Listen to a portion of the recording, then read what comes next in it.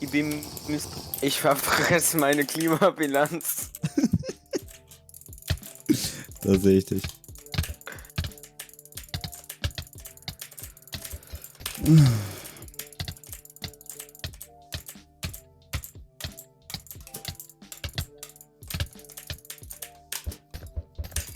Was? So, wie tue ich das jetzt in ein verschissenes Argument? Introduction, General Fact. Nicht so viel reden, Michael. Nee.